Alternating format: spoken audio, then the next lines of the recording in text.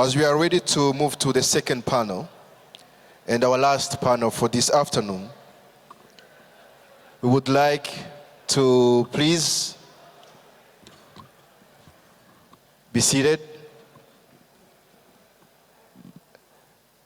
So as we are about to move to the second and last panel of the day, which will discuss the role of African youth with this topic, passing on the spirit of liberation to a new African generation.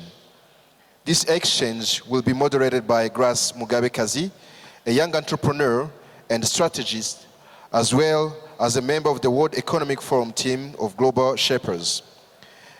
Grace, I think. So as they're moving on stage, maybe we can,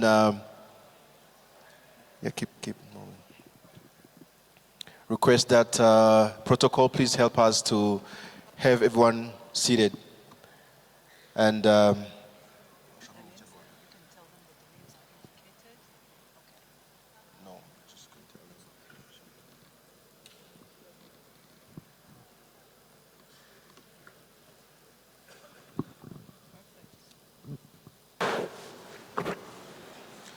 so thank you. Grace, the floor is yours. Your Excellencies, distinguished guests, welcome back. I hope you enjoyed the break and that you're enjoying the conversations today. So in this second panel, as already introduced by our MCs, we will be discussing passing on the liberation struggle to the new generation of Africans. A generation that has inherited a different type of struggle, a new phase of liberation. Over the conversation, we will explore the values of liberation and what has been put in place to pass on the mantle to the new generation. We will explore in depth what are some of Africa's challenges and opportunities, the economies or the economics of liberation, the place and role of Africa's educated young generation, and the place and role of African diaspora. So joining me on this panel are very accomplished young Africans who are coming from different parts of the continent. I'll start by introducing Fred Sonaika, who is Ghanaian, but also I'd say Pan-African. He's lived in many parts of the continent. He's the founder of the African Leadership University, the African Leadership Academy, and he speaks fervently about the African century. And he has committed to building a new generation of African leaders through education.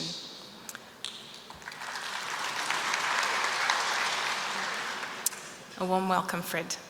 Also with us is Ms. Samal Meles Zenawi, the daughter of former Ethiopia Prime Minister Meles Zenawi, and an outspoken young leader on Africans' narrative and the opportunity that lie in Africa's development.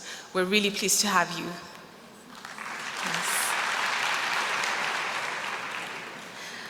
Also with us is Ms. Janine Munyeshuri, who is joining us from Rwanda's diaspora. She's an economist and statistician, and she will be discussing with us the role of the diaspora and how it evolves as Africa continues to build. A warm welcome.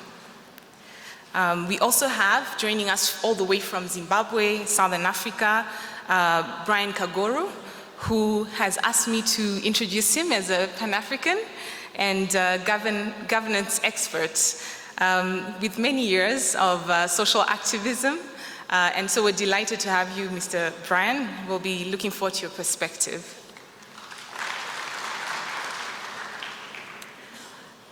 On the panel, we also have Dr. Lonzen Rugira, a popular name on the Rwandan scene for his articulate views on Rwanda's political scene. He is a researcher in public governance, and he will be helping us bring it back home. We'll have a conversation that talks a lot about, takes from the African perspective, and then think about ways that we as Rwandans can learn from that. So Fred, I'll start. Thank you very much.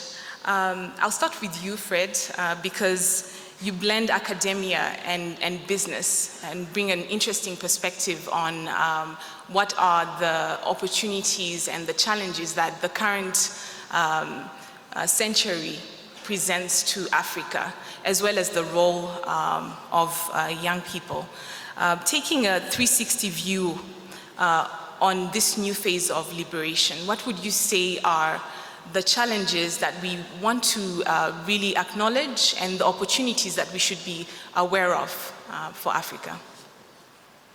Certainly. Well, first of all, I think that young people in Africa today are actually quite fortunate to have been born at this particular moment in history, because a lot of work has been done by previous generations to pave the way for this new generation. It's really now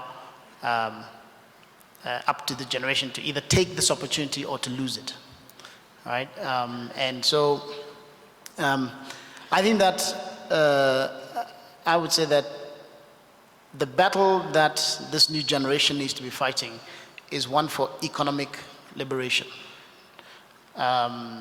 because previous generations have brought more political liberation, but here in Africa today we're still too dependent on the rest of the world for a lot of our means, and so that's really, I think, if there's one thing that this generation must be known for, it must be that this is the generation that brought economic liberation to Africa. Now, I believe that that is going to come primarily not through government or not through foreign aid, but from entrepreneurship and from young people driving the prosperity of Africa through entrepreneurship. Now, the good thing is that I believe that Africa is an entrepreneur's paradise, because entrepreneurship at the end of the day comes from someone's desire to solve a problem for society.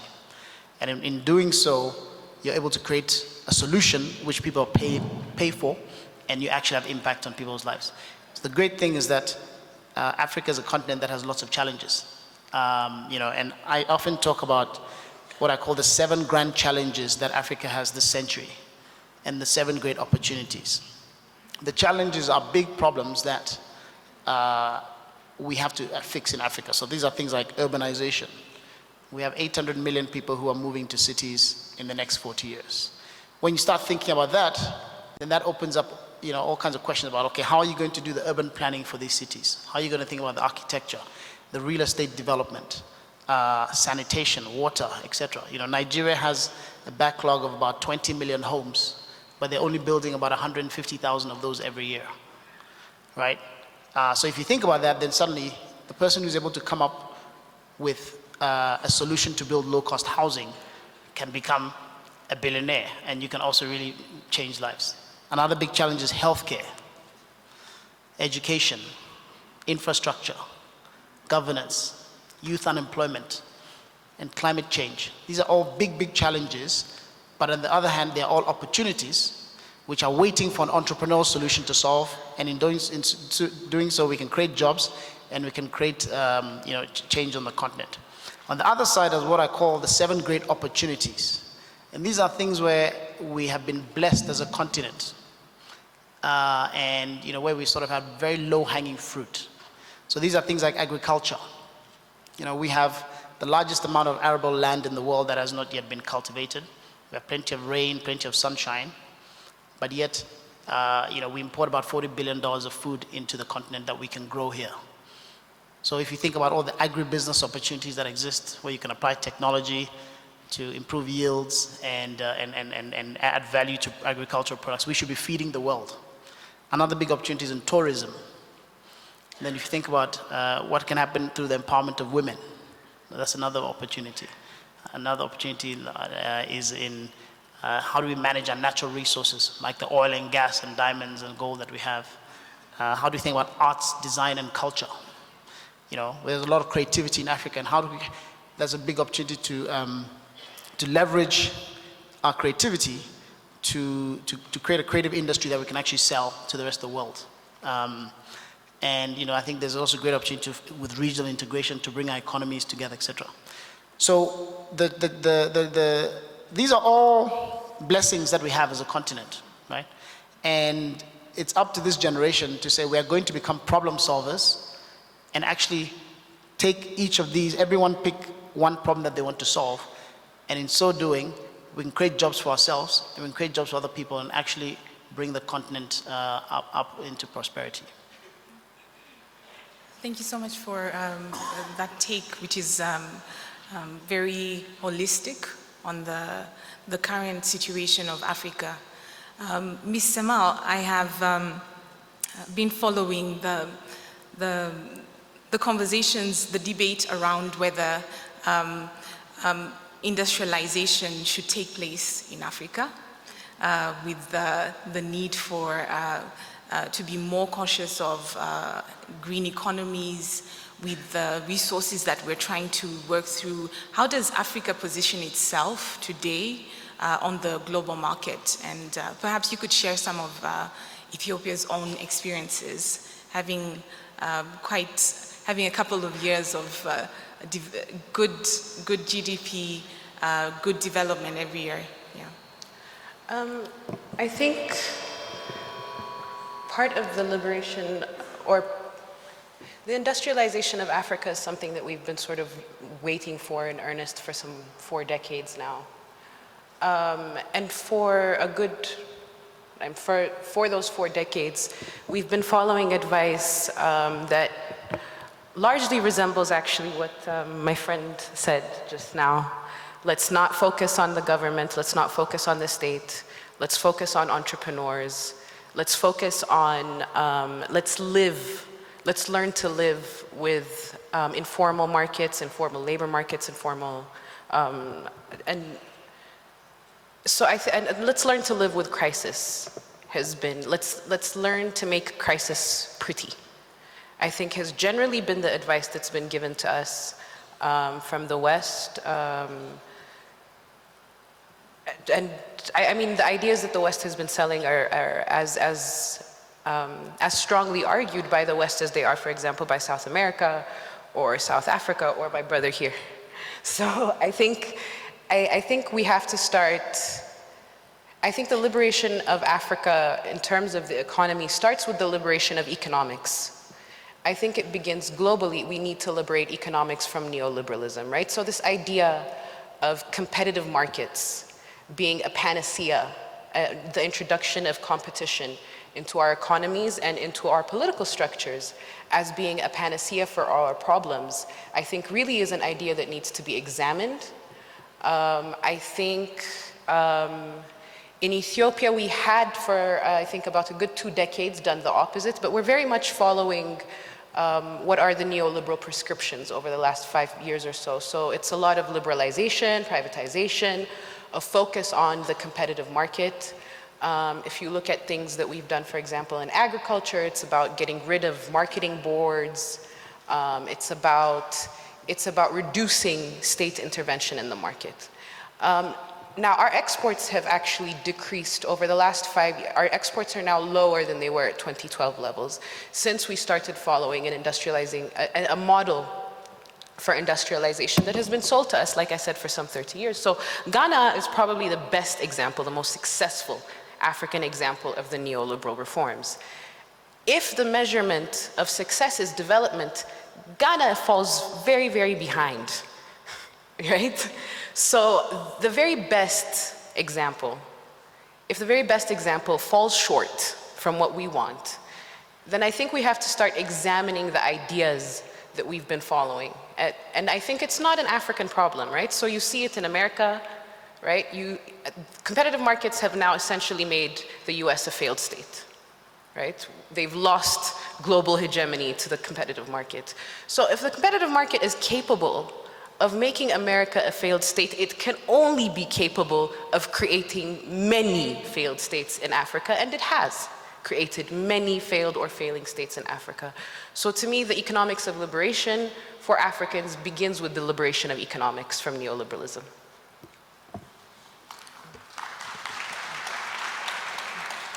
Thank you for your intervention. I think we'll come back to Fred to see how the two live together, because I think models have to apply from country to country. And going to you, Janine, you wanted to have a comment on the economics, while also connecting what the role of diaspora is evolving into. Africa has had a huge diaspora for many years. For a long time, it's been about brain drain. So huge talent pool living in the diaspora. But Africa is now ready to get diaspora involved. What does that look like? Thank you. Thank you for having me. Yes, I wanted to comment on the economy, and actually to bounce back on what Semhal just said, maybe just to make us all aware of what we mean when we speak about Africa and Africans.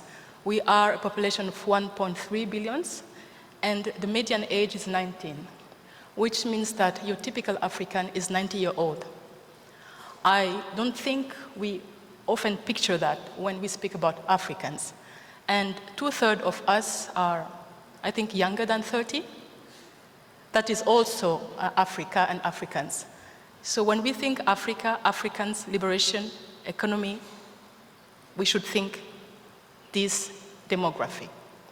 And whichever liberation, whichever achievement we want, any progress will have to deal with this demographic dynamics. And I want all of us to be very much aware of that. That said, I am extremely optimistic about the continent. I am extremely, as an economist, if I would speak as an economist, I'm bullish about Africa. If we are this young and we have this youthful continent, it means that future markets, whether they are competitive or not, future markets lie in Africa, nowhere else. And that's also an immense reservoir of not only markets, but resources. We speak often about commodities. What can we do? What can we get from them? But what are we getting from our main resource, which is our youth? So in that, I said that I wanted to bounce back on what she said as an RPF member. I think one of the foundations and the main idea behind the Liberation War was generosity. In Kianda we say, this generosity has yet to be translated in economic terms. How do we translate it? How does it impact the African I talked about, like the typical African? So in that sense, there's much room for the debate she brought in and the context we live in, which is globalized, which is liberal, which is competitive. We also are Africans in the world. We don't live in a bubble of our own. Coming back to the diaspora and the fact that I pointed out the demographic dynamics we are into, there will be and there is an increased demand for all kinds of services. Financial services, obviously, education services, healthcare, so there is a niche there. And I don't like very much the term diaspora. I think we are just Rwandan communities. We happen to live in different countries, and some of us holding different passports. But the idea of Rwanda has always been big. We say Rwanda Rugari. We often refer to ourselves as the Intara Gatandatu, so the sixth province. The Rwandan communities abroad are very much part and parcel of what is happening inside the country. We are consulted, our advice and feedback is sought after, and actually, I could give examples in the room, but there is much of brain gain towards the motherland. So Rwanda is a study case for what communities abroad can bring to the country of origin. Wherever we are, wherever a Rwandan is, it is Rwanda. So for us, it's as simple as that. And I want you to remember how maybe you follow, people in the room follow too. I know that fellow Africans do follow Rwanda Days. They have become an institution. At least once a year, president comes to any other country where Rwandans live, and we flock from all over to be there. This shows that something is happening, not in Rwanda, but the leadership of Rwanda is inspiring not only Rwandans abroad, but Africans abroad. I mean, I always go with fellow Africans. There obviously is a humongous momentum for Africa, and our role is manifold. Maybe we will develop it later on, but the one thing I wanted to emphasize upon as we open the discussion is the demographic dynamics, and the second is brain gain. There is a transfer of knowledge happening. I do believe it will keep happening, and as you speak about transformation, transformation is impact. The previous panel I was following keenly spoke about growth and the fact that growth may not translate right away to livelihoods improved, but impact is not like an instant thing. It's accumulative. If the right policies are put in place, if there is delivery capacity built, impact will happen. We are seeing it here. We are 3 women and 3 men on this panel. Women are well represented in Rwanda. It's not a random thing, it's a policy that is now impacted and it shows. So when it gets to the continent, if we put together the right policies and we emphasize on delivering it, impact will happen. And as I said, the future markets, whether they are competitive or not, they lie in Africa. So much to do. Yeah. So the African diaspora or the African communities living abroad are looking to Africa to continue to invest and work in Africa. This brings me to the conversation around what the place of the young, educated African is in the current struggle. And I'd like to take it back to you, Fred, because you are investing into educating young Africans, and you have a strong emphasis on helping them understand the African context and take on leadership. What do you see will be or should be the place of the young, educated Africans? Well, I think ultimately,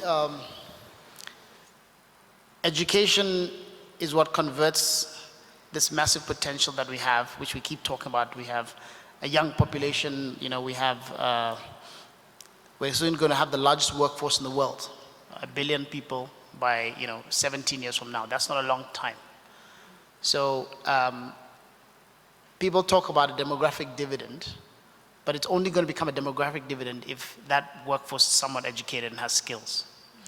So education for me is what converts this tremendous wealth that we have on the continent, which is not, as James mentioned, it's not the gold and the minerals under the ground. It's really what we have in our brains. And that is what allows us to innovate and to use our ingenuity, our creativity to create goods and services that we can sell to each other as Africans and that we can sell to the rest of the world at higher prices and use that to invest in and develop ourselves.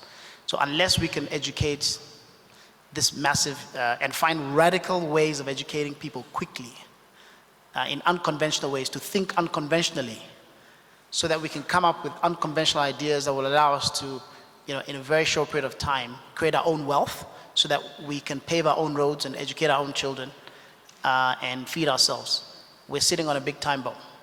So that's why I think that if there's the single biggest challenge for this generation is job creation. And the way we're going to do that is by educating ourselves and becoming more innovative so that we can employ ourselves and employ others. So the jobs of the future are going to be created through education. Thank you very much. Thank you for that intervention. I want to tie it into African integration, and I'll bring that to you, Lonzen. Thinking of the way that Rwanda has opened up its borders for Africans and also the world. How do you see opportunities arising, and what will it take for us to actually integrate economically? Thank you very much. I think, all right. I think, first of all, let me talk about the problem that I believe Africa is facing. I think that the main problem that Africa has faced or is facing over the generations, since we're having a conversation about cross-generational dialogue. So I think over there's been this inability to overcome the paradox between paradox of deprivation. I mean, there's plenty. So Africa has plenty of resources, but there's also high levels of deprivation. So this paradox is really at the core of Africa's problem, the inability to overcome it. And I'll come to the question directly. And the reason that this paradox exists is because there has been this absence of the development of a critical mass around a clarity of purpose. So until that critical mass is developed around a clarity of purpose, Africa will not overcome this paradox. And so we have, in political terms, we have 4 generations. We have the generations of the nationalists who won independence, so 50s, 60s. So I'm talking to you how this paradox has reproduced itself. So we have the 70s and 80s. We have a neo-colonial military dictatorship that is actually an indirect recolonization of Africa. So Africa is independent from the 60s, but it is recolonized in the 70s and 80s, but indirectly. It's not a direct colonization, but it's colonized. Africa was under colonial rule for the 70s and the 80s. It's just that people don't really say it that way. But it is a proxy colonization through military dictatorship. So the 90s, we have, that's when we have the liberation, the generation, the young people who are fighting back against this proxy recolonization, and that is when they win liberation, and that's where the RPF is able to liberate Rwanda. So now, when we talk about the passing of the torch to the next generation, we're talking about the generation that is coming after these youths who liberated them. So we are talking about a youth that is coming, that is replacing, that is coming to add on the achievements of another youthful generation that delivered liberation. So that is why countries like Rwanda, we are talking about a new Rwanda. That is the context of understanding what a new Rwanda means. A new Rwanda means the ability to have in place a leadership that has a clarity of purpose for the first time in the independence of the country. And I think this is very significant. So now, so the next generation now, its objective is to draw on these achievements, the foundation that they have, that for the first time they have in place a foundation that has a clarity of purpose upon which they can build a critical mass able to transform not only Africa, not only Rwanda, but to provide leadership to the rest of the continent, which now leads to your question about integration. That's the leadership I'm talking about. It's about driving the critical mass that sees the importance of African integration as a means of providing dignity to the rest of the Africans. Yeah.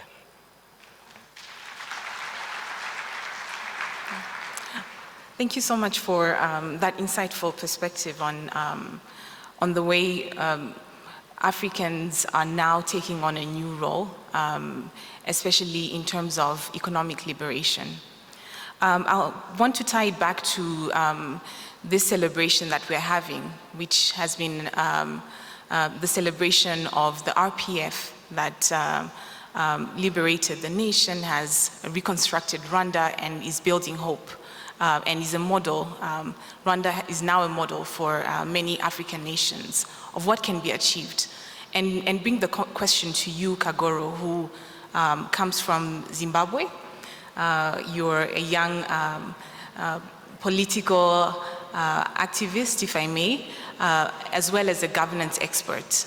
And we recently observed what we could call a peaceful transition of power from former President Mugabe to a new government. And we would love to hear your perspective on what lessons that Africa can take from this journey that Zimbabwe and other countries in the SADC have experienced. I think the fundamental challenge facing the generation after liberation is twofold. Number one, the liberated generation had a clear mission and an external enemy. The liberated generation does not have an enemy, it has a mission. And that mission requires two things: a great memory and a great imagination. When you run any country and any system on memory alone, you have many blind spots regarding the future. When you run it on imagination alone without memory, you are at risk of being enslaved again. So, because young people do not live in the conditions that President Kagame, the generals in this room, were in, because they have not had to sleep on mountains with crickets and snakes, sometimes posterity becomes very condescending in the sense that it cannot possibly imagine the sacrifice. But here is the pain. The liberated generation did not liberate for itself. It liberated for some of these arrogant, self-ingratiating young people who want everything now without paying any cost for it. And the pain of living with the two. The generation of President Kagame, Mugabe before him, and Nyerere before Mugabe was a generation that understood the importance of ideology as framing struggle. That it was not activity, not even productive activity, not even political activity, but it was the ideological frame that defined the purpose of activity. Otherwise, all this activity just became an expenditure of energy without a necessary outcome that's sustainable. So what we have ended up with in Zimbabwe is a liberated generation that, after having liberated, achieved phenomenal development. Some of the most educated people, great education system, great infrastructure. You could tick many boxes. In 1996, the World Bank said Zimbabwe was the best performing African economy. But herein lies the problem. The danger of liberation is not in failure, it's in success. Because when you get to success, imagination is often limited. Because people begin to become complacent. Leadership becomes self-ingratiating. Leadership begins to feel entitled. So after the success, we started looting. We started ensuring that now that we had political liberation, economic liberation meant for the liberators that you have more cars, more wives, more houses, more children, and everything else that comes with it. So, in essence, the progress made was chowed by this moment of success. And for the young people, it is important to remember that although you do not see the imperial force crouching at your door, the imperial force never left. No country, the generation of President Kagame, President Yoweri Kaguta Museveni and co. understood this. Their Pan-Africanism was born out of necessity. You could not liberate Uganda without the solidarity of fellow Africans. There is a generation that is born today whose Pan-Africanism must be born out of imagination. You cannot create enough jobs in Rwanda to employ all the Rwandans that need jobs. You cannot absorb all the Zimbabweans that need to be absorbed in Zimbabwe. So Africa needs to open up, broaden up.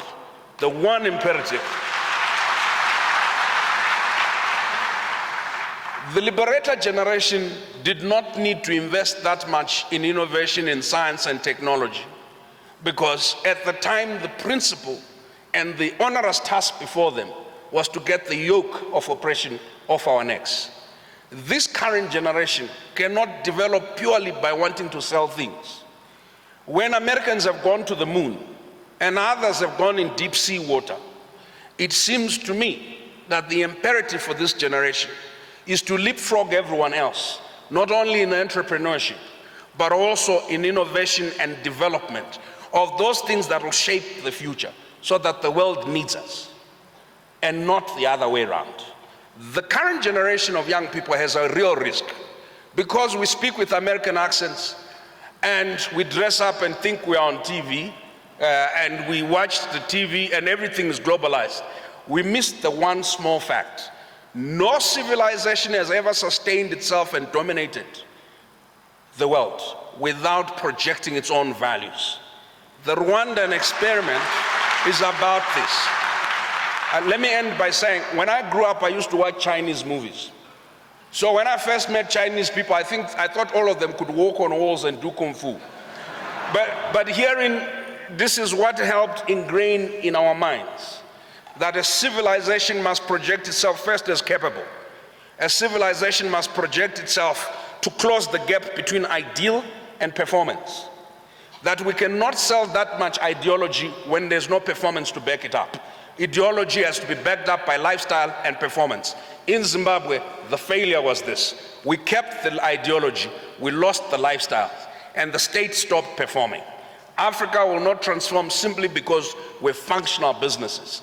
We've got to get the African state to catalyze and enable development, but to act as a guarantor when the market fails. Because if we don't have a strong state, any enemy, anyone wanting to take advantage of Africa will do so at will. So a strong, democratic, strategic state is not an enemy to Africa, but a strong citizenry that is driven not by the need for jobs only, but the need to create those things that will shape the future of the world. To be globally competitive is an imperative that this generation of young people cannot miss. If you don't have an ideology to become the greatest world force, then your ideology will lead you into slavery as a footnote in world history.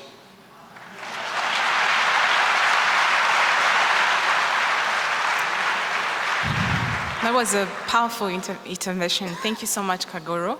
And I want to invite Janine to say a few words around the values that you carry as a Rwandan who is working in other parts of the world, and how you bring that, how you carry it even with African communities who aren't as connected to their home countries.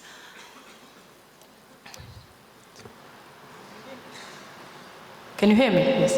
It's a good question, and I think it's one that I keep asking myself. Am I, as a Rwandan, relevant to my fellow Africans, neighbors, the place I live in Geneva or where I travel in Africa? Are we having a conversation? I would just share maybe the experience we have, at least in Europe. For a long time, probably because the communities were made of people in exile, our culture was our country. So basically, speaking Kinyarwanda, dancing, being together was home. So for us, culture was home. It was not even questioned, it was like for a fact. And in that sense, it has really given us a strong foundation, I would say. And now the beauty is the country we have now is now home, and there is this back and forth exchange. The young people come here in Ingando. I can testify of my young brothers, nephews, nieces, cousins coming back from a month here and really being transformed. And I think this was one of the geniuses of this country, this idea that Rwandan youth from all walks of life, from all countries and backgrounds, meeting and spending time together with the leaders, and effectively were passing on the baton. They would sit with the generals in the room, they would sit, President Kagame would come. That was really, I think it's one of the geniuses of the system, having a moment where young people from everywhere receive the same food, the same education.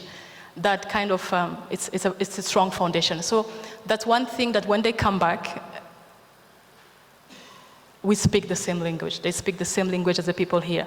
So how do we relate with other communities? As I said, it's an ongoing process. Lately, we have been doing more things to kind of build ourselves, creating stronger structures, coming up with ideas of our own that then we share with them. I would say it has been interesting to receive feedback from other Africans. Obviously, they look at Rwanda, and I don't think there's anyone here or outside who is not kind of passionate about Rwanda, either positively or negatively. Rwanda does not leave people indifferent. So we have faced both situations, strong and harsh criticism and like incredible optimism and exuberance. And it has taught us many lessons. I would say we have learned most from our harshest critics.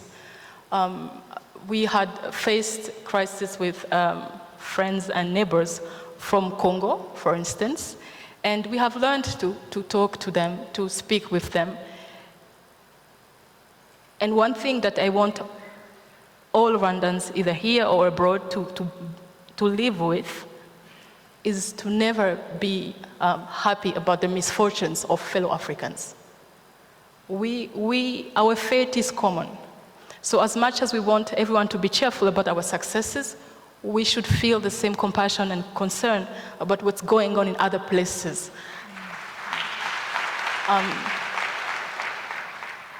I was concerned when I was watching the news and when President Mugabe was leaving. I was telling Brian as we were sitting there, it's kind of odd to see the former colonials, the Brits and the Zimbabwean cheer for the same news. They had the same level of enthusiasm and joy for the same news. It's a bit odd. It is as if we had, as he said, no memory what President Mugabe stood for. As much as he had his shortcomings, what he stood for is still valid. So it's kind of bizarre. I'm very active on social media to see fellow Africans mocking President Mugabe. I want that to be un-African. I want all of us to outgrow the habit of belittling, criticizing, at least outside, fellow Africans. And that is a great lesson we learn when we are abroad. Because if someone misbehaves, they won't say, oh, she's Rwandan, oh, she's Ethiopian. No, just Africans. So in that sense, we owned the mistakes of the rest of the community. That's one big lesson, aside from, as I said, the Ingando being really the laboratory of future leaders and leadership. I had another point. I don't remember it, but it will come back. I had another point. Okay, we can come back to that. Thank you so much, Janine. Tying back to the conversation around the need for a strong state, a state that's leading development, I would like to get interventions from both Samel and Rugira about what that state looks like and how young people get involved and play a role in the forming of the state or sustaining the state. Should I go? Please go first.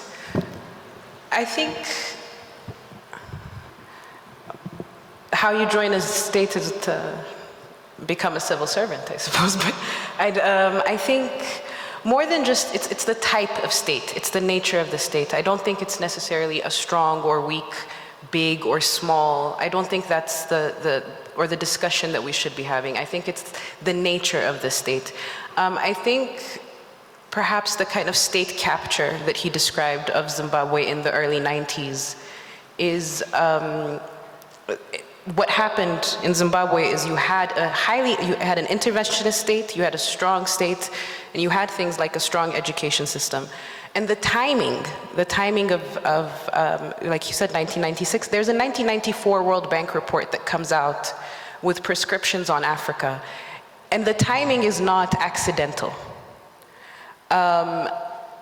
The Zimbabwean state becomes a swollen state, right? So it's a big state with no ideology and a competitive market. And what happens is wives start to compete, people get bigger cars, and so on. Now, the timing is not accidental, and the consequences are not accidental. We've seen the same thing happen in Kenya, and there's very interesting economic debates, the Kenyan debates that were happening in the 70s, 80s, and 90s, and you see the exact same thing happen there, right? So there's the rolling back of state service, there's NGOs coming in, or entrepreneurs coming in to do what you would traditionally think is a state education. Traditionally, you would think that's the state's that's within the scope of a state's work, right? That's the type of service that a state delivers. What's happening now is it's NGOs under the guise of entrepreneurs that are being forced to provide the services that traditionally a state would, right? So I think that's what happened in Zimbabwe, and we've seen it time and again, and I believe that we're seeing it in Ethiopia now, right? So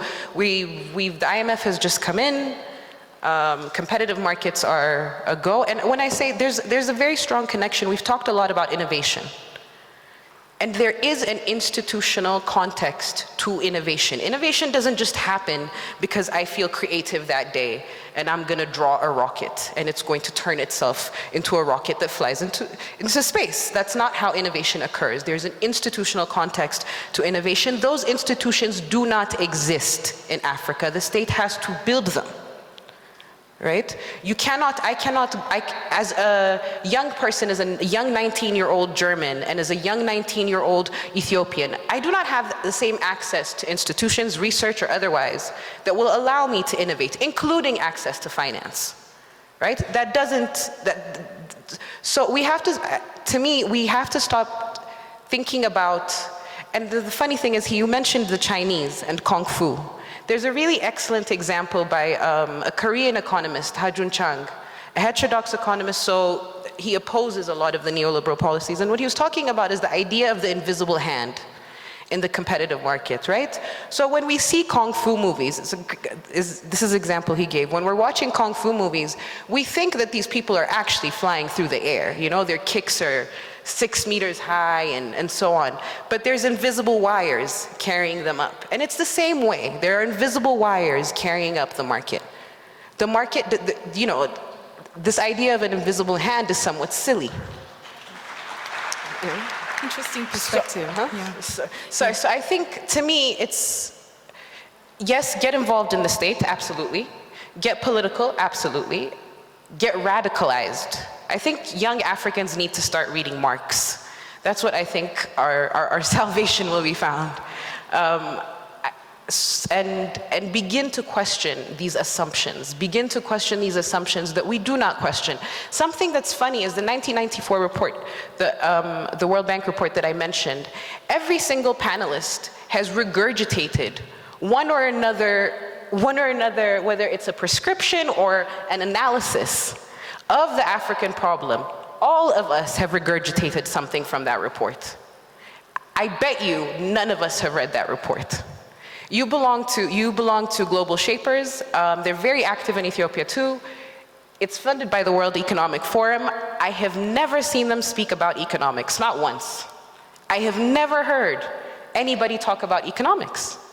Even now, when we're talking about the economic liberation of Africa, we still do not talk about economics. We regurgitate all of these euphemisms and like all of, I don't understand why we do that. And I think a lot of it is self-respect. Respect for our institutions, respect for our leaders, respect for ourselves, and absolutely respect for President Mugabe.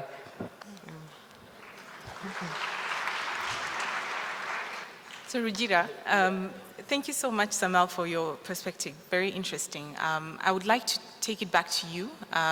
Rwanda's government has established a conducive environment for the younger generation to take the mission of growing the country further and the continent. So would you please share some of your perspectives on what really matters in that environment for economic growth? What I think is significant is when you look at, there are factors that either pull the young people to stay in their country and contribute beyond even the policy. You can't really look at a policy and say this is the policy that is driving young people to be positive about their country or to contribute towards its development. And I'll come to the policy thing. But there are broader overarching ideas that either push young people outside the country or have them stay and contribute in the country. It is not coincident. There's a scholar, Abdurrahim Tajuddin, is a Pan-African scholar who died, I think, in 2009. Tajuddin predicted that if you put a ship to the coast of Africa and you offered Africans an opportunity to go to the West to be slaves, that they would fill the ship, they would go to be slaves.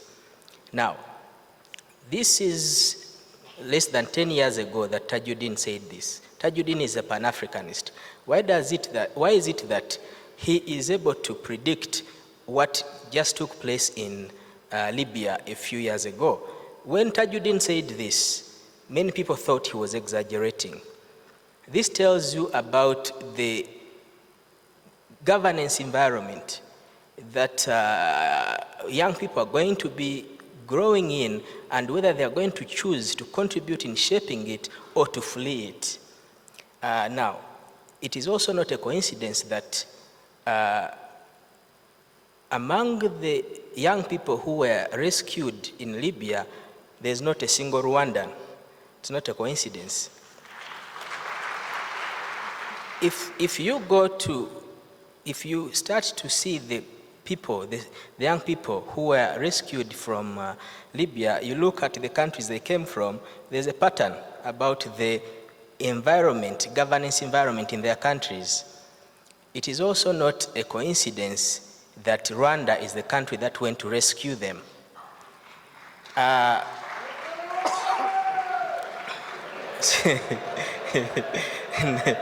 Now, it's not the case that Rwanda has more opportunities for young people than all these countries. It's not the case. What is the case is that the environment of governance in Rwanda gives Rwandan people, young people, the belief in their country and the trajectory their country is taking. And therefore, they see themselves invested in the future of their country, and they're unwilling to take those kinds of risks or to flee their country. So they are building their country. About the particular policy environment in which they play a part, if you look at policy design in this country, from the whole policy cycle, from the design to implementation to coordination, you see young people. There's a lot of consultation that takes place in the formulation of any policy in this country. In fact, it will not pass if it has not been exhaustively passed the consultation process. It will go to the Prime Minister's office, and they will tick off the sections of the population that should have been consulted. If we have not consulted this category of population, they'll push the policy back for further consultation. And I know this because I do policy designs. I've written some policies. So this is an environment in which that young people feel that they're consulted about the direction that their country is taking. So now, when you talk about the overarching policy environment, we are talking about a context where there is, on the one hand, ideological clarity about the purpose for which the state exists, in which the young people find themselves. On the other hand, you find a strong accountability system, measures that complement the ideological clarity and as a result, when you bring back the participation of the people of the different categories of society into that calculation, you find that it is an environment that is conducive for every section of the population, and that it feels invested, and that there is a sense of common purpose in the country. Now, there is one area see, these are the basics.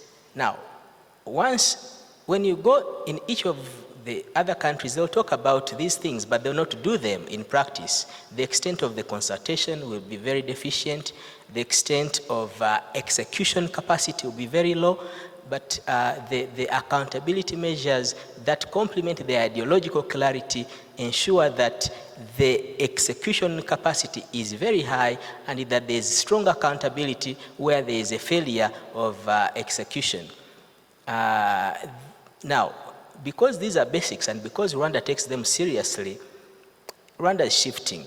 It is going away from the basics, and it is moving into another area that many other African countries are not even begun to tackle. And this is another area. It's about the public finance management. So the resources that you have, how do you manage them in such a way that they bring optimal results for the population? So that, because the basics are taken care of now, those basics are just pointed out, they are taken for granted. It is as if it is for granted that people should be consulted in the policy that affects their lives. So we've taken those things for granted. So now we are shifting. We are shifting into another phase to try to get the most outcome out of the resources that we have. Thank you so much for bringing that perspective as a policy developer and designer. And while I invite the audience to prepare your questions and your comments, I'd like to quickly pull out the key points that were raised in this conversation. If you have a question, please raise your hand and our protocol will get to you. So we've discussed ideological clarity, the need for ideological clarity, and the place for imagination, the place for memory in this new phase of liberation. We've discussed the place for an educated younger generation of Africa and their role in fighting the economic liberation, which is our new struggle, the place for identity in nation building, and the need for state-driven development.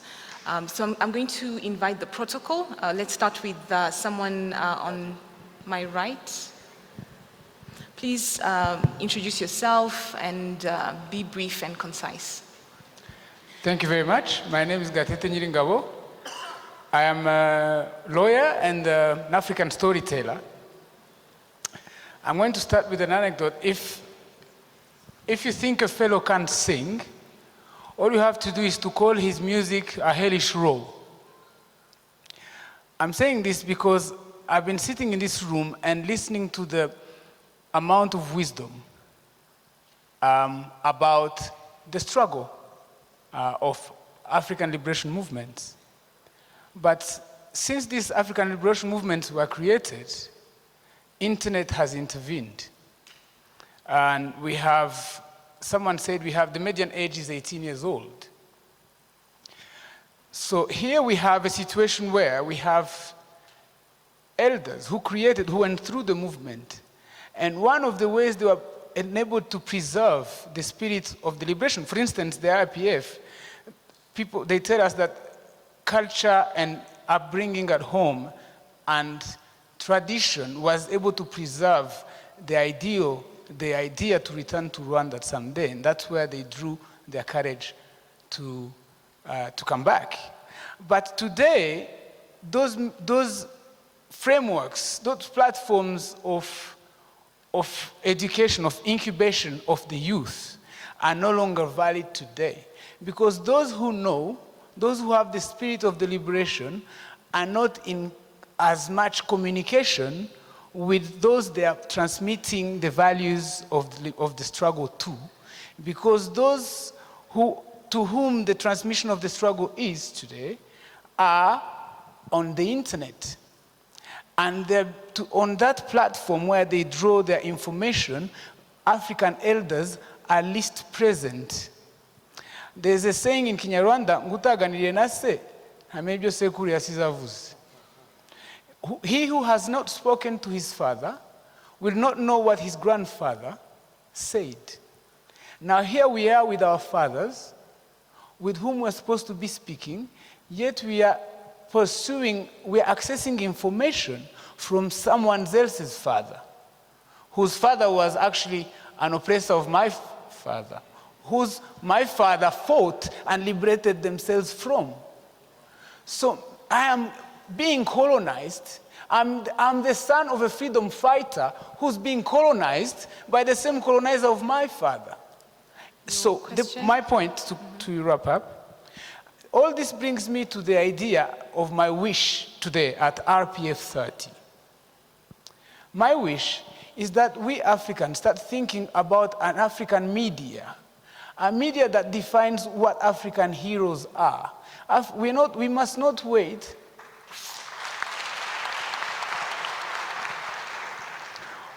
on this platform. They are speaking about the economics. African 18 years olds, what do they buy? From which market do they go to? If I started producing African products, would they buy them? Who will expose my African products? My father, just last example, my father, having been a navigant, he used to go with timber and gold and cocoa from African ports to Europe and come back with second-hand clothes and second-hand cars and fridges that are used, the ones that Kigali protocols that don't allow anymore, to Africa. And Africans were more excited about the junk that he brought than Europeans were excited about the precious minerals that he sent them. Because our definition, our bioethics, our definition of what's good, what's beautiful, is defined by those who are selling the products to us. We can't stand our ground. Thank you. Media to educate the younger generation. Thank you. Yeah, thank you very much. I see a hand right behind. Thank you. Let's try to be concise. Thank you. Thank you very much. My name is Arthur Asimwe, and I'll have one straight question to Mr. Kagolo.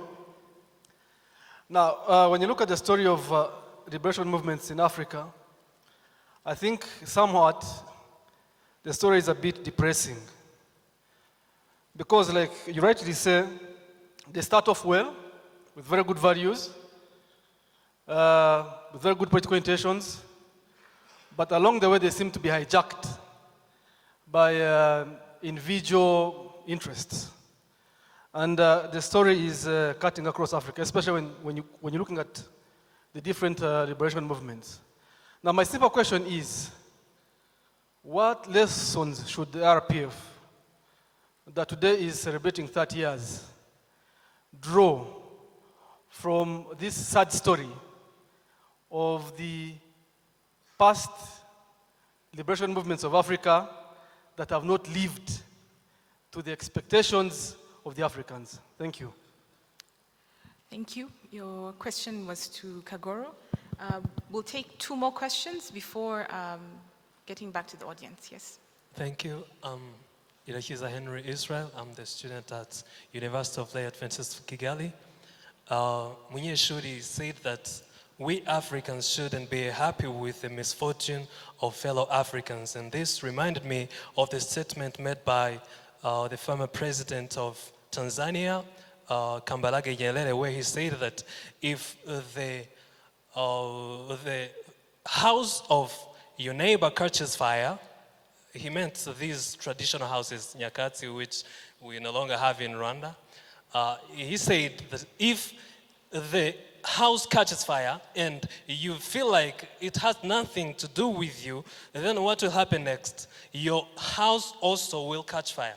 And so he wanted to tell we Africans that we should feel responsible towards the problem of our fellow Africans. And so I want to ask the panelists and people who are here, do you feel contented with the reactions of our African leaders to the problems that are across our nations and countries in Africa. I'm asking this because of what happened even in Rwanda, because we suffered 20 years back. Genocide was taking place in Rwanda, yet the world was quiet, and fellow Africans. And so my question is, are you contented with the reactions of the African leaders with what is happening across the continent? Thank you. Thank you. I will look for a woman. There's someone right in front. Can you move the mic to the lady? Please get, yes, thank you. Thank you. I'm Dr. Odette Nyiramirimo. I'm not a member of RPF. I've been invited to this conference, and I'm very, very grateful. Yeah, I'm representing Liberal Party here.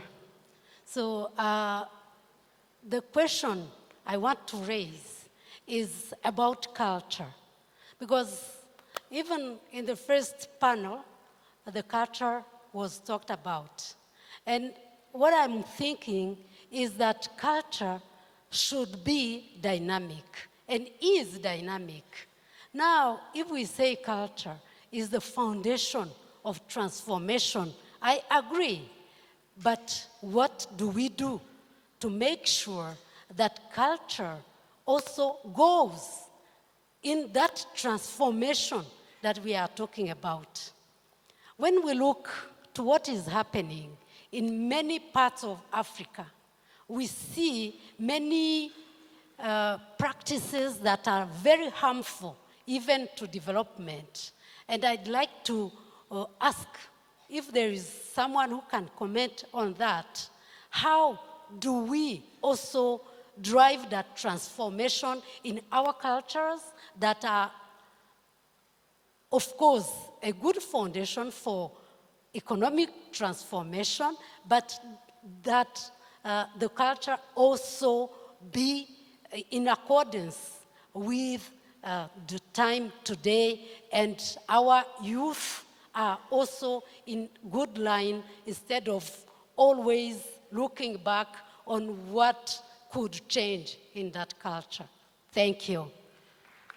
Thank you, Honorable, for the question.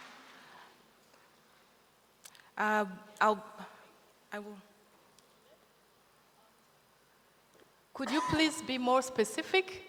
Because she seemed to convey the message that sometimes a culture is too static and not dynamic, and maybe it would be nicer to have a specific case. Okay, we'll invite her to have the mic if she's willing. If not, I think... Okay. Yes, I think the question is clear, and we can find a way to, you can find a way to respond to it. We'll start with the questions addressed to you, Mr. Kagoro. A question from Arthur Asimwe asking what lessons the RPF can draw from other liberation movements who have not sustained the gains. I wrote my thesis in 1994 on the Rwandan genocide. My best friend for many years was a young Nigerian called Tajuddin Abdurrahim, who died on his way here. We met ahead of the Pan-African Congress in Kampala and argued so badly. Actually, ironically, we hosted President Kagame at the AU summit in 2006. No other head of state other than President Kagame and Ellen Johnson Sirleaf would come and talk to citizens. But an interesting thing happened that after the main meeting, we stood having tea and had a robust exchange of views. Let me start there. I think that the struggle from ANC to CCM has not just been leadership alternation. it has been leadership that is ideologically consistent, ethical, accountable, and can perform. And I wish to underscore this. Liberation movements have had these people, I call them movement divas and movement gigolos. They can talk up a storm, they are good with the tongue. They dress well, they are handsome and beautiful. Performance zero. They are very populist, they can capture, right? So one lesson, and the people, especially young people, seem always captive to this populist narrative, this charismatic, non-performing charlatans. And this is exactly part of the fundamental problem in liberation movements, that the definition of what constitutes leadership beyond the ability to give a good speech, and understanding the ideological frame of the movement. Number three, understanding the imperatives, both historical, current, and future of the. So what RPF, perhaps everybody keeps talking about succession, Mugabe should have. No. I believe that in a democratic movement, I mean, succession suggests that you hand over to someone. In a democratic movement, the democratic process will enable leadership that performs. So this results-based leadership is what we negated in most of our liberation movements. We started rewarding longevity, we started rewarding age, we started rewarding loyalty, and we forgot that loyalty would not be able to continue the legacy of performance of delivery. Without performance, agitation by citizens would grow. So the first lesson is you can be handsome and beautiful, you can have articulate speeches that you're able to make, but the fundamental thing that any liberation movement must keep in mind, leaders must be chosen because they are able to unite the movement, the internal cohesion. They understand the policy coherence and ideological consistency. Number three, they are able to perform, right? The ability to buy people, to buy young people beer, to appear like you are closer to the people. I think that any movement that wishes to survive has to curtail that kind of stuff. The third thing is that the capture of movements happens second. You see, when you are powerful in any movement that runs a country, donors, companies, everybody wants to be close to you. So it so happened that the enticement of proximity to the West or the East and the powerful caused many to veer away from the party line. Once they have external guarantors and guarantees, they no longer need the consent and consensus of the internal party mechanism, because they can use the external guarantors to subvert the democratic process of the movement. So if there's anything any movement must deal with, is this mortgaging of the future of liberation by international connectedness.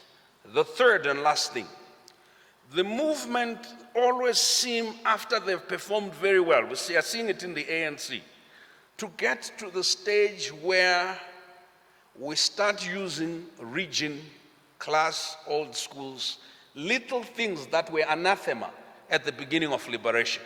We recede back into very atavistic, tribalistic, sometimes regionalistic politics. Now here is the lesson for RPF. All our movements actually built great economic units, companies.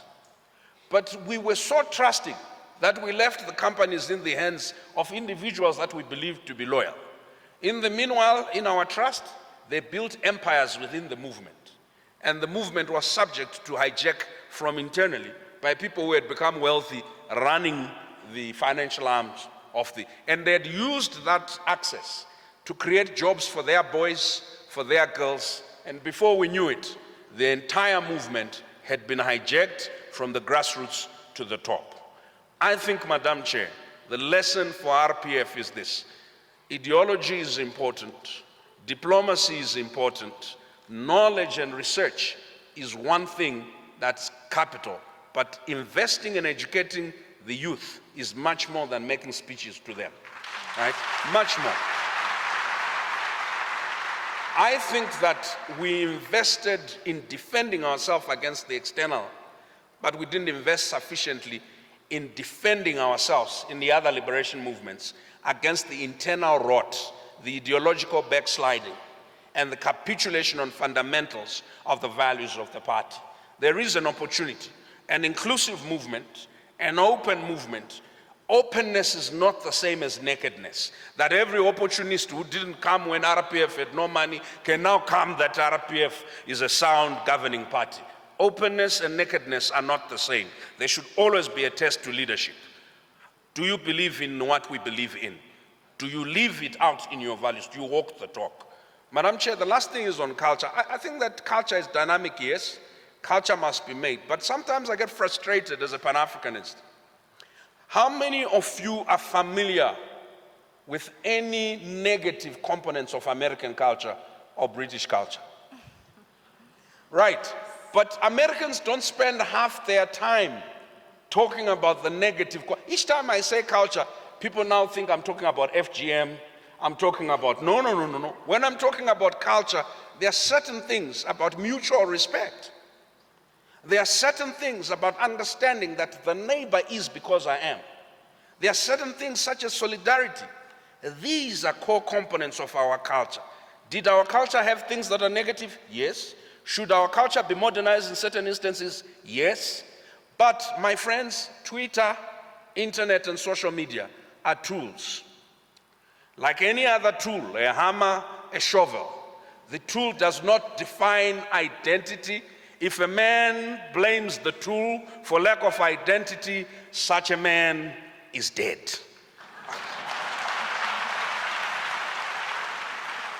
Thank you, Mr. Kagoro, for your intervention on those. I do think we need to have another comment on media, because media is pretty powerful, and it's what our young people access today. And I'm going to invite Fred to speak about why we should, the comment that was made by Gatete, so I don't influence your position. Please. About media, yeah, I think it goes into what Brian was saying, is really that ultimately we need to control the stories that we tell about ourselves. Right now, African stories are too often told by other people. We don't, we need to think about how we build our, and celebrate our African pride, and really project the Africa that we want to see to ourselves and to the rest of the world. Because part of development, I really believe, is driven by how you see yourselves. And I think too often Africans are being influenced by negative stereotypes and images that we are seeing on CNN and Al Jazeera and so forth about ourselves. And it's not building our self-confidence enough to actually be able to take the leadership that we should be of this continent, of the rest of the world. And so I do think until we invest more and build our own media and can tell our own stories, we will have Africans walking around with negative self-image of themselves. And that isn't liberation. Thank you, sir. And let me just also comment on the, what is, I think this question about, whether African leaders are doing enough to, support each other. This is one place where I think that there's a gap between the rhetoric and actual implementation and performance, as Brian was saying. Because leaders get together at African Union and they talk about, they sign protocols and, they take pictures and so forth. But then when you look at practical, tangible things that are happening to actually facilitate Pan-African identity, Pan-African collaboration, those things are not there. So it's very hard for many Africans to travel across the continent because they can't get visas. We're doing very little trade with each other because we have so many trade barriers. We do only about 15% of our trade is intra-African, whereas 85% is happening in the rest of the continent. There's xenophobic attacks happening in countries like South Africa and so forth. And we're very fragmented. When we go out to the rest of the world, we're not coming together as a continent. Our economies are individually very small, but if we bring them together and we're going to negotiate, we can then control, the prices of the commodities that we're selling and so forth better, right? So we can negotiate on the political front better, etc. So, and part of this, I think, really also boils down to the education that we have historically had and that continues to happen. A lot of education systems in Africa are modeled after the colonial power, and many people learn about, I remember growing up, a lot of the in geography class, you'll be learning about wheat farming in Iowa, and people are reading Shakespeare and Chaucer. You're not reading African literature. You're not learning African geography. You're not learning about your neighbors. And many people come out and they don't understand the content. So, for example, at the African Leadership Academy, when we bring students together from all across Africa, and they come, that's the first time that they're actually being exposed to African literature, African politics, African geography, and so forth. And so we need to change, and this goes part to really decolonizing our minds. And until that happens, we're not, it will remain talk. And it's exciting to see that countries like Rwanda are actually moving beyond talk and actually making an example of what it means to be Pan-African, with President Kagame's leadership of the African Union, with the visa-free travel for many countries in Africa, with talent being able to move across. That's what we need to see across the continent if we're really going to be able to rise together. Thank you very much for your intervention. We'll take another round of questions, only 3. Any people with burning questions? A gentleman on this side, and perhaps some people from that side, and someone on my right. Okay.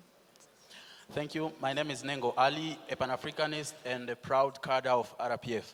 My first question goes to Brian. Brian, as a lawyer and a writer, I would like just to ask you, African young people, they look around Africa and they're afraid to get into politics. What are the catalysts you think can push them to take the initiative to get in politics and change things? My second question goes to Rugira. You, as a person who is in a way experienced in politics, I would like to ask you, is there a way you can just tell us some important obstacles which was encountered by the African leaders, which we can learn from as the future leaders and improve on what we are going to do as leaders? Let's keep it to that. Thank you. And my last question, the last question goes to Swanika. We had Lumumbas, we had Sankara, we had Kwame Nkrumah in hard days. And today, as we are at least in good days, we get some leaders who are worse than them. The thing is, they are inversely proportional. When we have bad times, we have good leaders. When we have good times, we have bad leaders. What do you think caused that? What is the cause of that? Thank you. Thank you for the question. There's, yes, on that side, I can see you. The mic on my left, Ingrid. Yes, please pass the mic. Good evening. My name is Helena Batoni, a graduate in Politics and International Relations. And my question is addressed to everyone on the panel.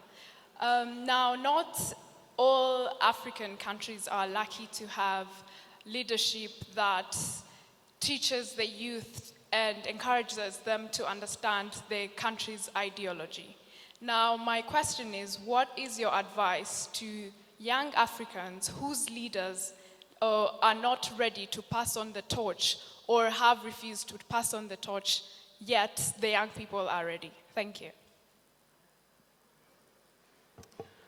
Thank you for the question. And then one final question, the gentleman in blue, who is already standing.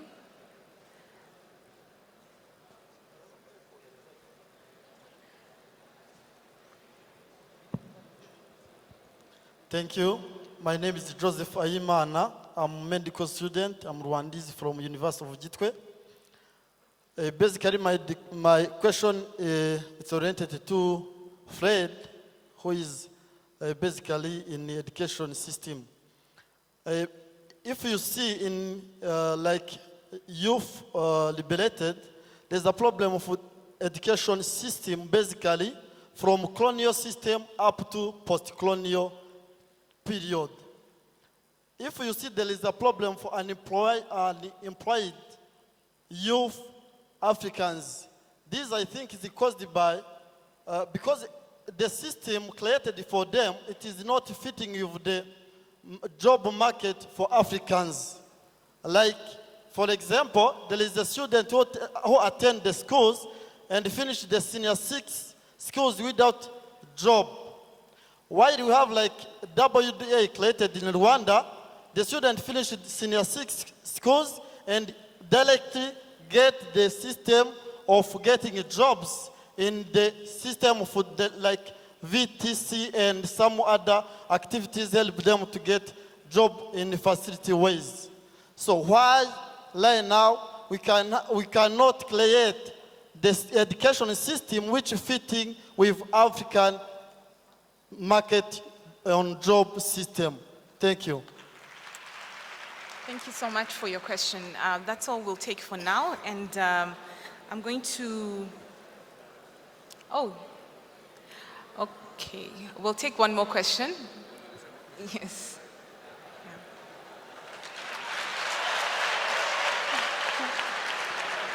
Thank you, the moderator. Honorable Vice Chair, the SG of RPF, His Excellency, protocol observed. Dear members of RPF, good evening.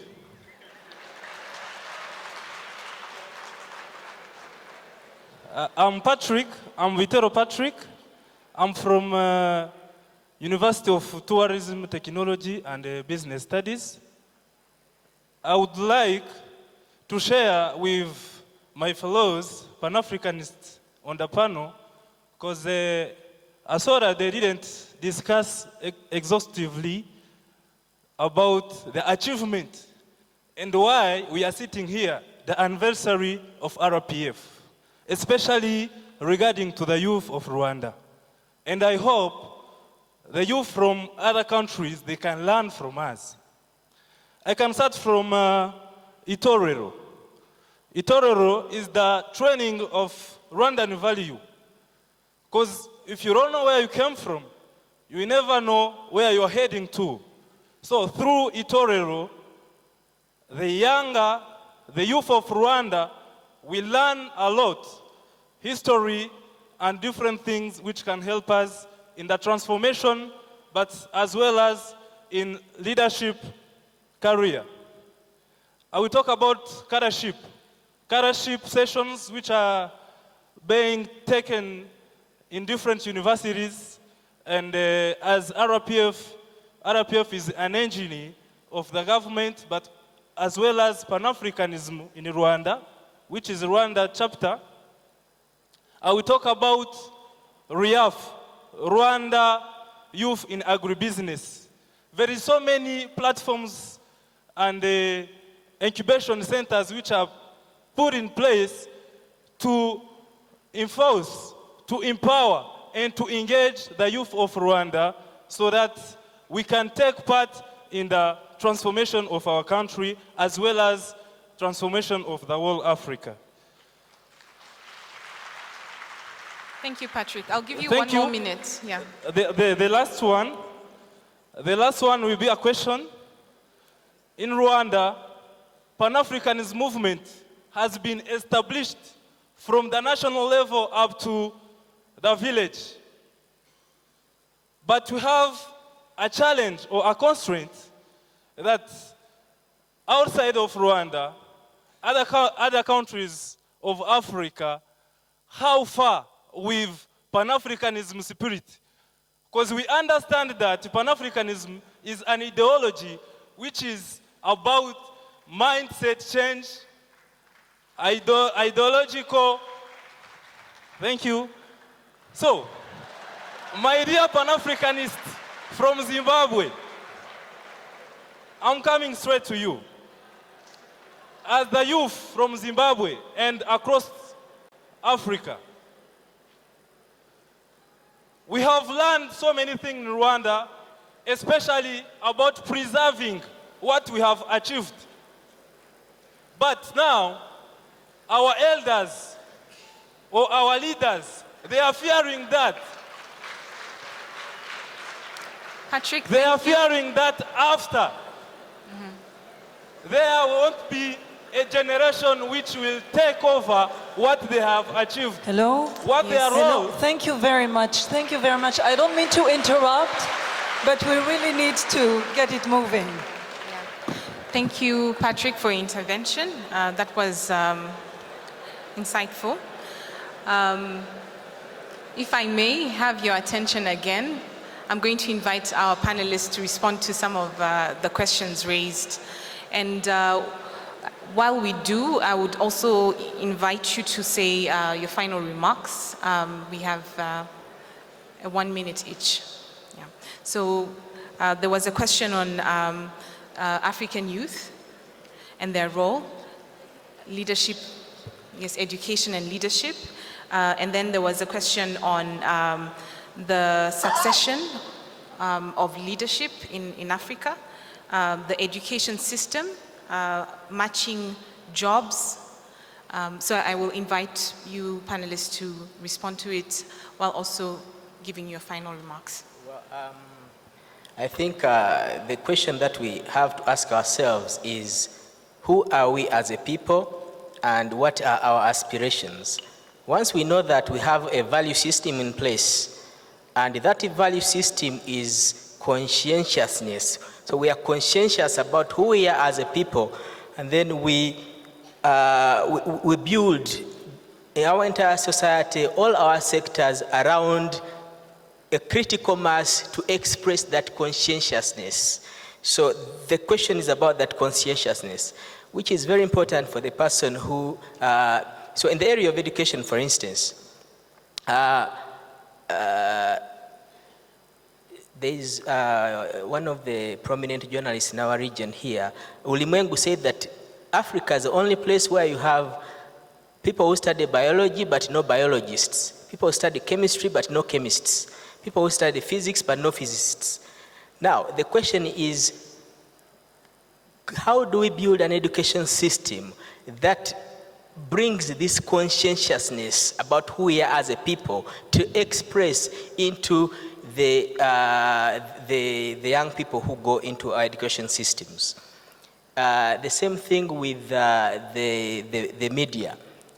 If we build conscientiousness about who we are as a people across all sectors, if you go to the media, journalists, are we building a critical consciousness, a critical mass of journalists who are able to express who we are as a people?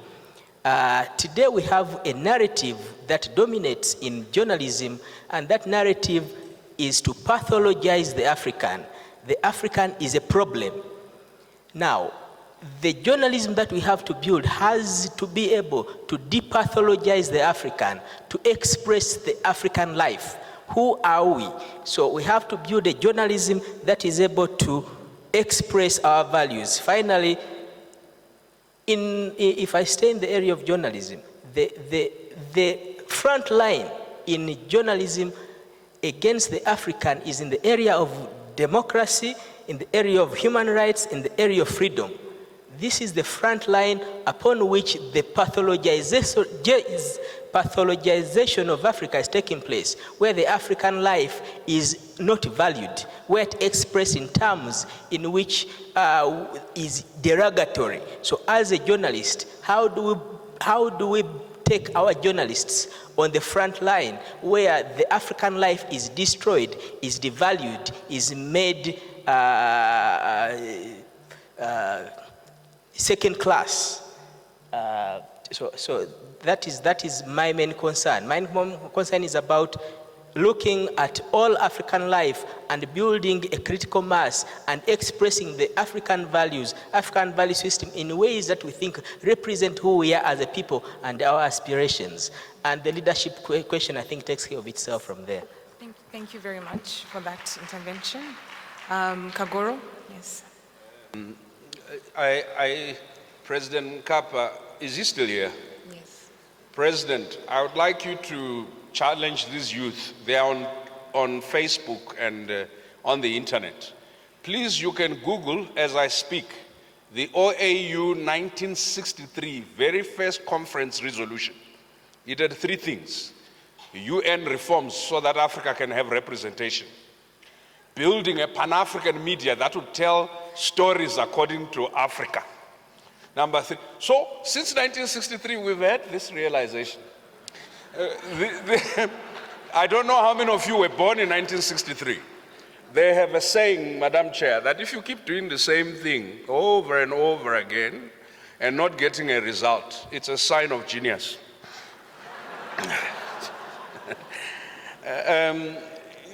I want to go to what my sister said about ideology. Take a little bit from, because our continent moved from left, loony left, extreme left, to center, to right, to extreme right. But let me borrow a leaf from Karl Marx.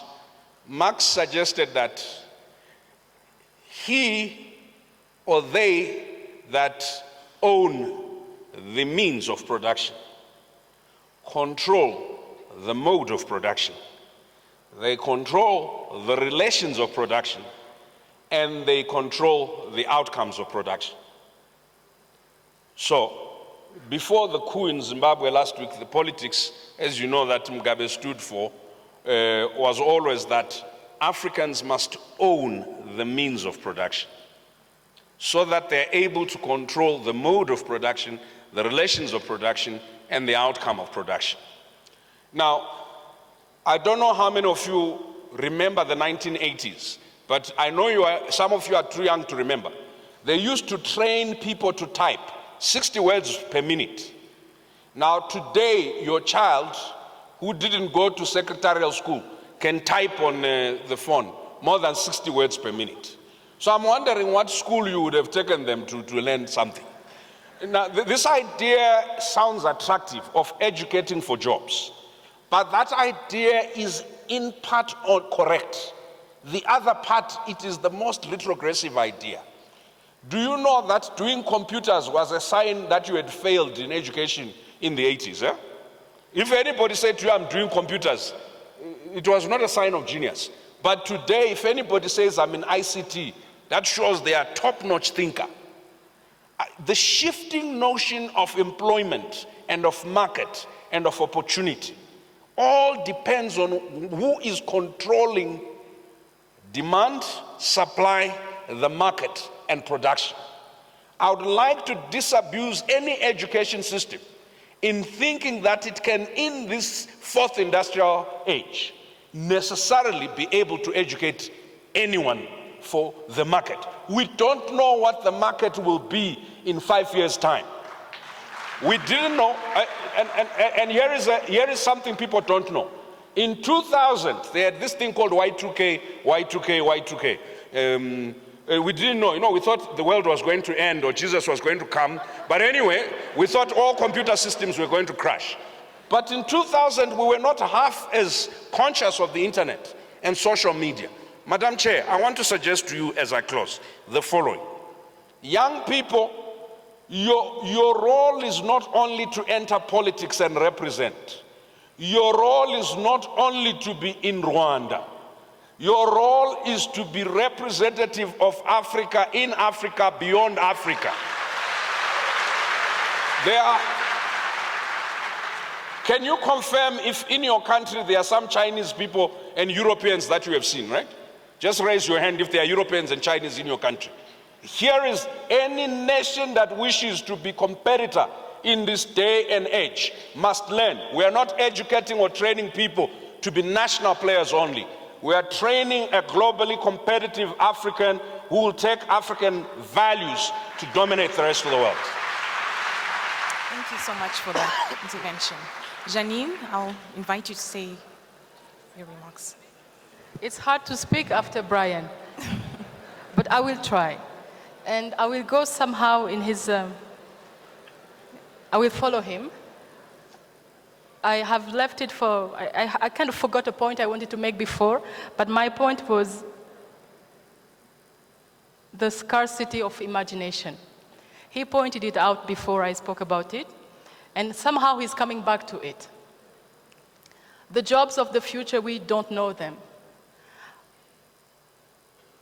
But we know the needs of today, and what builds imagination is to believe that you matter, that what you think is important, that your view of the world matters, not someone else's. So we should never be waiting for someone to give us the mic, for someone to agree or disagree with us.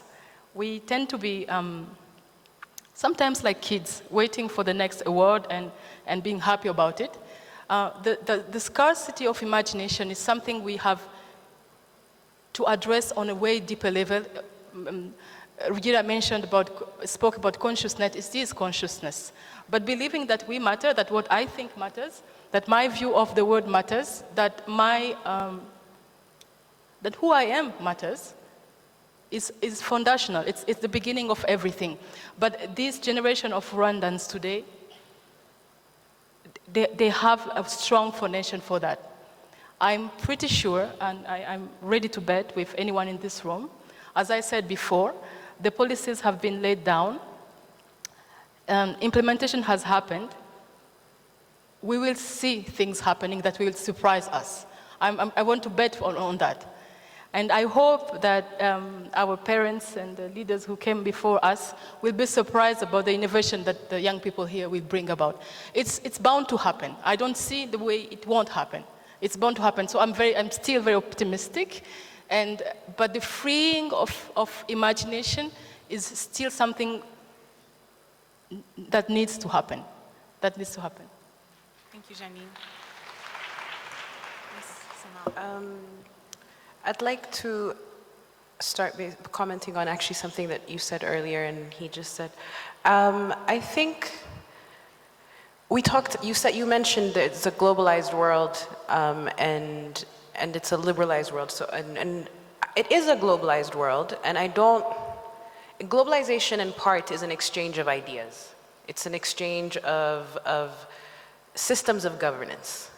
And I think if we look at who is now, right now it's globalization with Chinese characteristics, right? That's what's coming in. And I think if we're looking at exchanges of ideas, if we're looking at globalization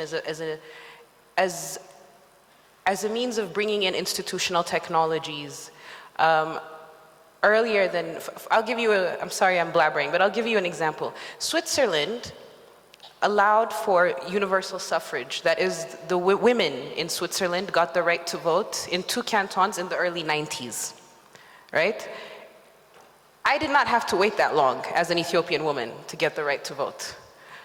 But my level of growth, development, is not that of Switzerland's when I got the right to vote, right? So we can skip steps by learning, and we have to choose who we learn from. And I think there are now options. We've seen what happens when you introduce competition into the economy, when you introduce competition into political life, and perhaps I think also going back to what he was saying about our liberation movements getting hijacked. I'm picking on the Republican Party because Dr. Tendai Frazier is here, and she's probably my favorite Republican, but I think that the Republic, it's something similar to what has happened with liberation movements in Africa. What's happening with the Republican Party and American politics at large is something of the crisis that had been the crisis that had been in the periphery, that is in Africa, in South America, in Asia, has now gone to the center, both in terms of the economic crisis and the political crisis, right? So there's a political economy that is capable of turning the Republican Party into into a situation where the president is asking for personal loyalty, something that you were talking about earlier from the FBI, right? So I think we have to talk about the political economy, the types of political economy that hijack our movements and the type of political economies that allow our movements to grow and to develop. And that begins, for me, with defining development. Is development economic growth and structural transformation? Or is development more than that? Is it state formation? Is it a woman's right to vote? Is it, does it include things like education systems or good education systems, right? There's types of capitalism. We have options. We can be China, we can be America, or best case scenario for me, we can be Denmark, right? So there's, I think there are options. We have to look at these options free from ideological control, and that ideological control is neoliberal, right? When we're talking about people losing sight of pragmatism and of growth for ideology, I think that's to me is the Clintons, that to me is the Blairs, right? And it's being salvaged by the Corbyns. So Thank you, Semal. Yes. Fred. Sure, let me see if I can comment on two questions that I was asked specifically. So the one is about how do we think about education in a world where there's few jobs and where there's a lot of uncertainty and so forth. The way I think about it is that education systems in Africa definitely need a lot of reform and to prepare us to create citizens who are not only going to be competitive in Africa but globally. In my mind, there's kind of four elements to that. The first is education institutions really need to be, the purpose of education, I believe, should be, firstly, to learn how to learn, right? Rather than learning anything specific, it's just learning how to learn so that you can keep learning and reinventing yourself as the world changes.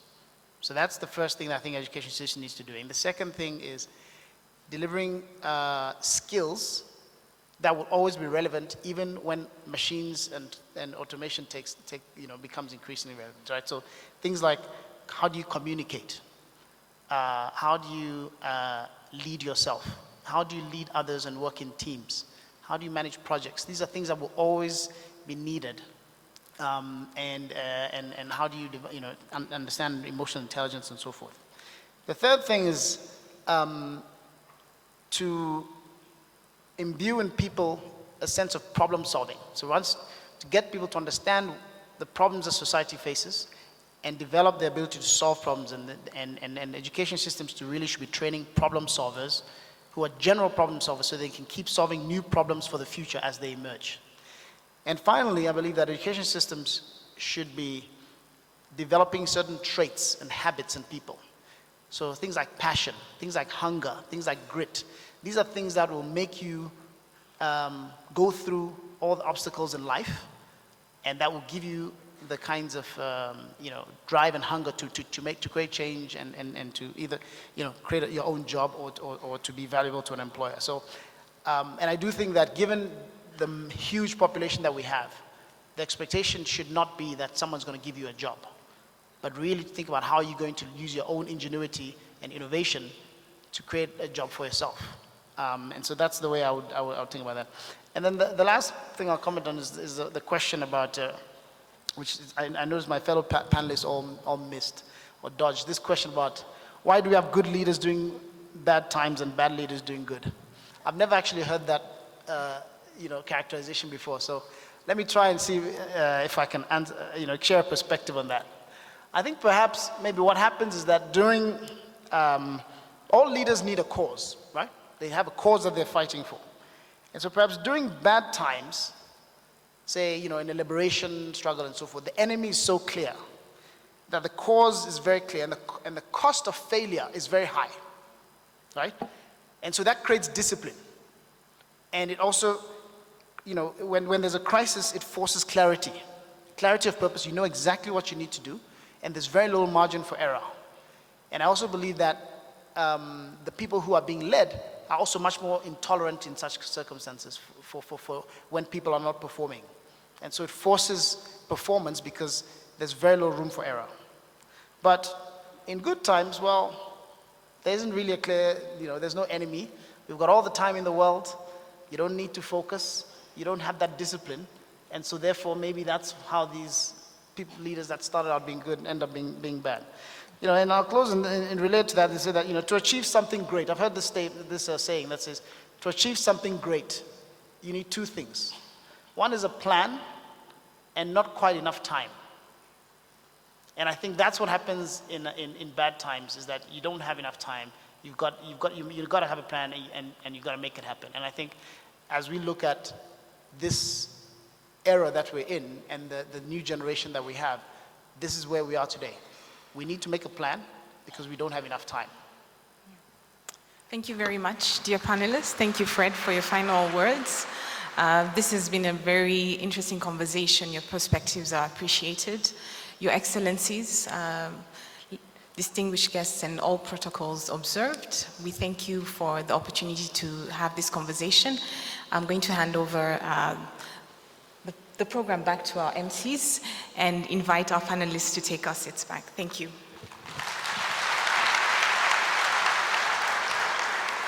Thank you, Russ. Thank you, all the panelists. Thank you, the audience. Wow, that was a very insightful panel we just got here, as the first one also. And I want just to remind you, this was live on YouTube and on RBA, so in case you just want to revisit what had been said here. But also on Twitter, there were a hashtag RPF30, so in case you want to remind yourself whatever you liked, you can search on Twitter or on YouTube. And one thing I've noticed during the whole day is this conversation is a journey. It talks about a journey in which elders have to train the younger generation. And in this journey, we have to be innovative, disruptive, confident, proud of our culture and selves, and also be disruptive in when we face challenges, because today we live in a global world. It's no longer just about Rwanda. It's about Africa. It's about the world. So whatever we try to work on will have consequences in the rest of the world.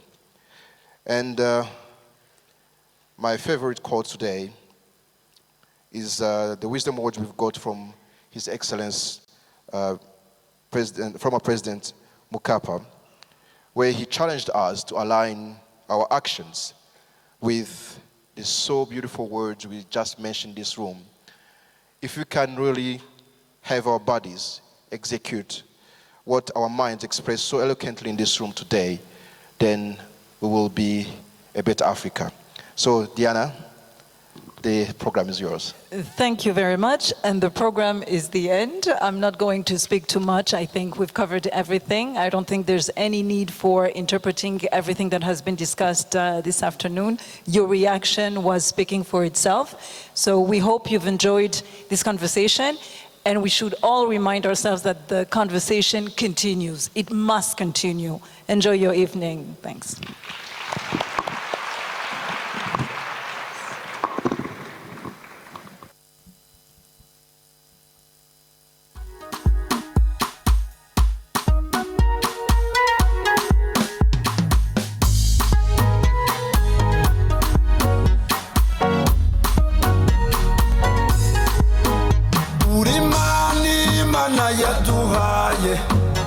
amahirwe nk'ayasaya bose umura abanyarwanda turabizi Paul Kagame turi kumwe nawe thank you Kagame thank you Kagame urashoboye thank you Kagame thank you Kagame urashoboye thank you Kagame thank you Kagame urashoboye Paul Kagame turi kumwe nawe abanyarwanda